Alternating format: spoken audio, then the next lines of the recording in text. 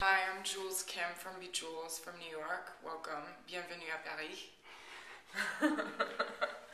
I wanted to introduce you to the collection, and as you can see here at the La Quique showroom in the Marais, I've sort of divided the collection on silhouette. As opposed to exposing a new collection this season, I wanted to dive into my archive and expose the theories that I've been using for almost the last 10 years. So we look here, and I start here, and I think you guys have seen, who's that? Is that you? No. Oh, it's someone's iPhone. The bar ring, which is a single finger fit and a multi-finger look, and so every season... Wow, it's new with the stone, no?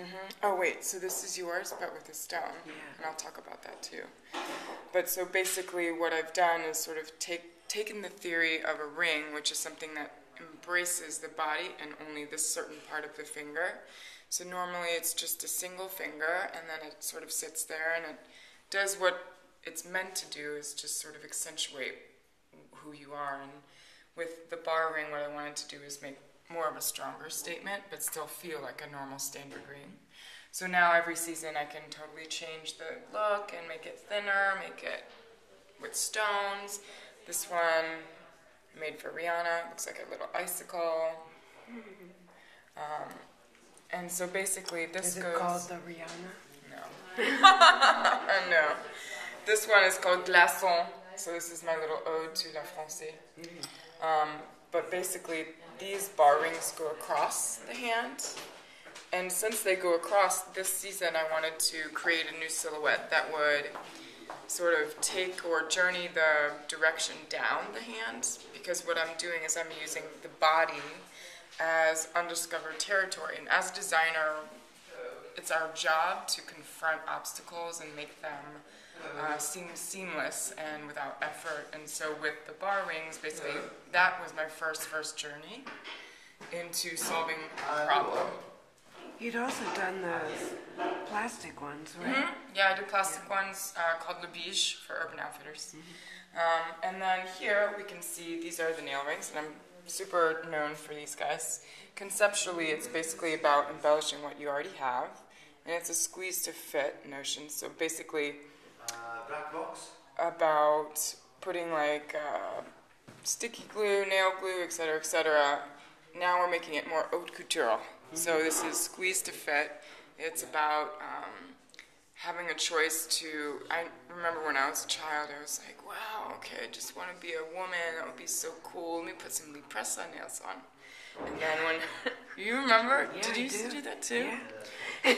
And so when I was a woman, I was like, wait, so I still have this, like, this deep feeling that I want to be brighter, better, and sexier. And now that I'm a woman, how do I do that? And so I said, make that shit in gold.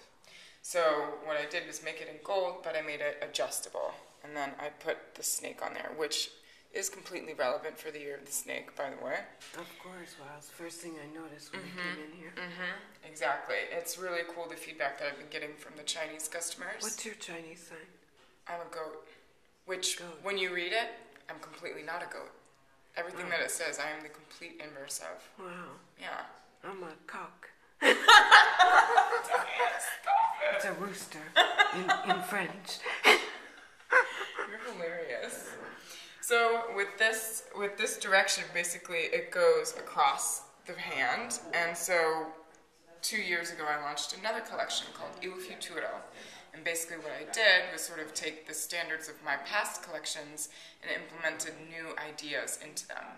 So with the bar ring, I could have made another bar ring that would be super, super simple. But what I did was sort of move the direction, which is horizontal across the hand, down the hand. So now this is a bracelet for the hand, but it doesn't fit and then close around the bottom. It actually opens. So it's a squeeze to fit, once again, sort of like the nail ring.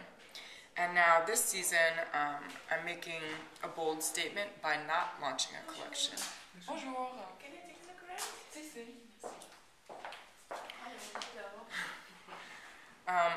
I'm making a bold statement about being a designer, and we work on a schedule, and we try to be super diligent about putting out new ideas every season consistently.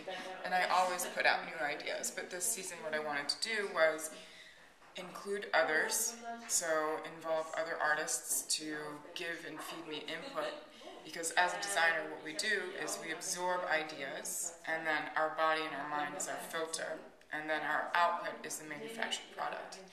For me, I've been doing that process for almost 10 years, so now what I wanted to do was create a series of videos.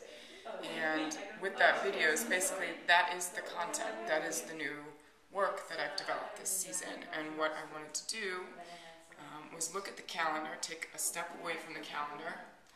Like I said, I just met you when you came in here, sometimes I get super anxious when I'm not on time, or super anxious when I say I'm going to do something and I'm not physically, because of others, able to do it. And so this season I took a big leap of faith with other artists, and basically when I looked at the calendar I see, okay, well, spring summer 2014, I'm excited to launch a new jewelry collection. I've been working in different materials. I've been working with gold, I've been working with silver, diamonds, black opals, hiding the diamonds, all these different placements and materials. And this season, instead of making a jewelry collection made of metal, I made moving image with the collaborative efforts of 4 other So when can I artists. see the films? Yeah, we can see the films on the Vimeo channel. Send me the links. Yeah, I'll definitely send you the links. But basically, when I took a step back and looked at the calendar, I'm like, okay, spring, summer 14's rolling around.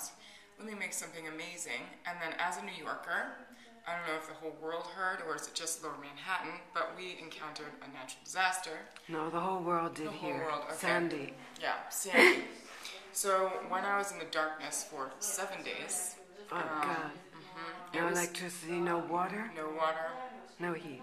no heat. I have a really senior aged dog, and he's my baby. So He died? No, he's fine. Okay. He's fine because I stayed in the house and took care of him, and my boyfriend, who's also a fellow artist.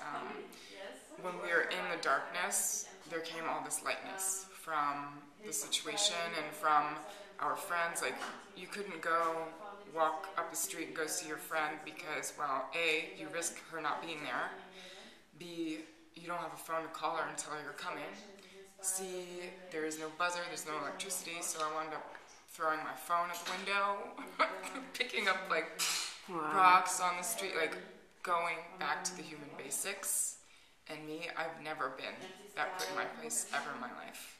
And so this situation and this whole encounter with forced change, that nature was like, you know what, doesn't matter how much you make, doesn't matter where you live.